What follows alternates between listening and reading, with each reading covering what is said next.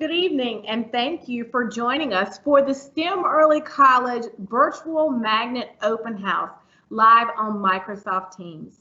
My name is Dr. Janisa Williams, and I'm the proud principal of the STEM Early College.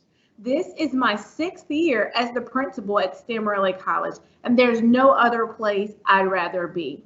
This evening, you will hear from me as I talk about some of the parts of our school, and then you will hear from our school counselor, Mrs. Holly Noel.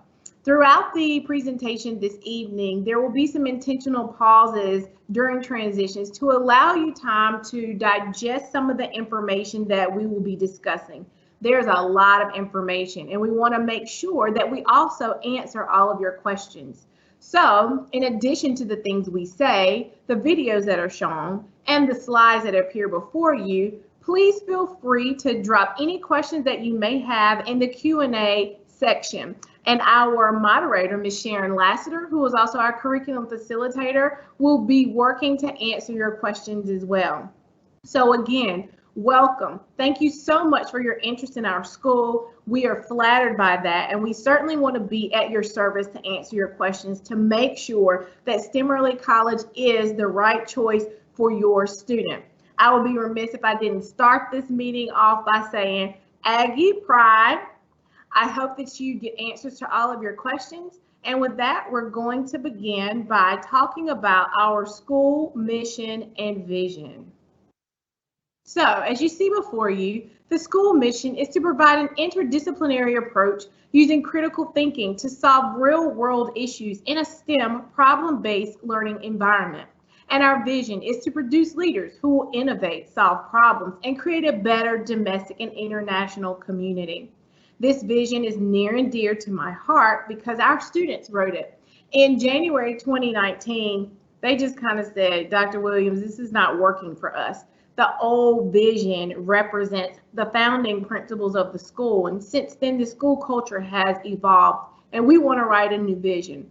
And I said, you know what? I think that's an awesome idea. So the student council partnered with the business department at A&T actually to learn how to use statistics to drive the wording, the phrasing, the surveying of the larger community regarding our school vision. What you see here is a finished product that was developed by our students for our school. It represents them. It represents what they want their school to be and who they think they are in their place in this school. STEM Early College is certainly student-led. We have a myriad of organizations and clubs that our students develop and they approach us with each and every year. Beyond that, they drive their own research opportunities with A&T and their choices for college pathways. As we talk more this evening, you'll hear more about those choices and options that our students have. So we are now going to transition to a video of Mr. Travis Wall. Mr. Wall is our freshman science teacher. He teaches biology and chemistry, and he is a founding member of our school. So please take a moment and listen to Mr. Wall. Hello, my name is Travis Wall. I'm a charter faculty member here at the STEM Early College in North Carolina A&T. Since 2012, we've been providing a STEM magnet education for nearly 200 Guilford County students a year. What's important about what Mr. Wall just said is that we have 200 students. So essentially that's 50 students per grade level, grades 9 through 12.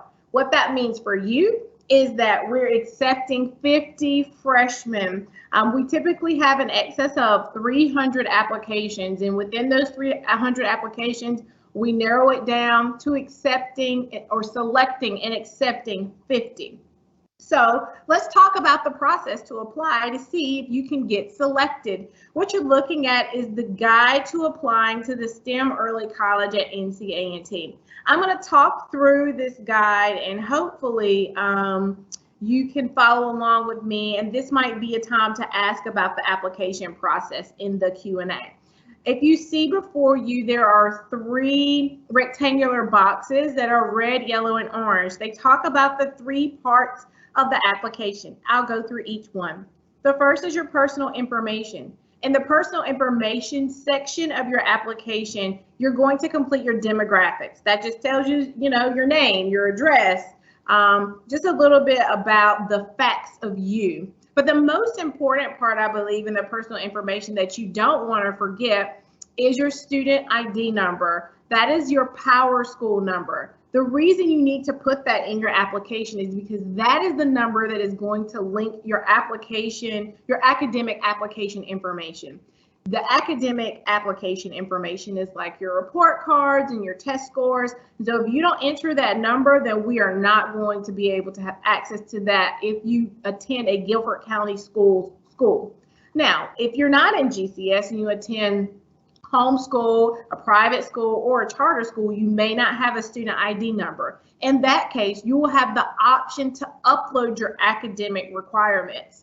And so you're going to just click on the upload button and you're going to add your report cards and your test scores. The next section is going to be recommendations. We value teacher recommendations. So you're going to need 2 teacher recommendations. One of them has to be from a math teacher. The way you attach your application to the teacher recommendation is simply by entering your teacher's email address. So make sure you have the right email address and make sure your teacher knows that they're your recommender. And then after you get your math teacher to complete a recommendation, you'll need one other core teacher. I have to highlight that the math teacher recommendation is important because we are a STEM school and we want to see your strengths in math. And then finally, the requirements. So in order to apply, you should have taken and passed Math 1. Whether you took it last year or you're taking it now, you need to have Math 1 and you need to pass it. You need to complete an essay. There are 3 options. The essay topics are on the application guide you're viewing now under the blue rectangular section. And you just pick one and you write an essay that's 500 words or less. Please do a great job with that. We really look at these essays. So do your best, 500 words or less, only one. And then always go over your application before you submit it to make sure all the most important information we need is there for scoring. Now, the other items you see on your screen are our social media handles. Follow us on Twitter at STEMECNCAT. You're going to hear that about 5 more times this evening. On Instagram at STEM Early College NCAT or Facebook, STEM Early College NCAT. This is important because we post there every single day. So during this application period, if you have questions, we're using the hashtag AskSTEM, STEM in all caps, for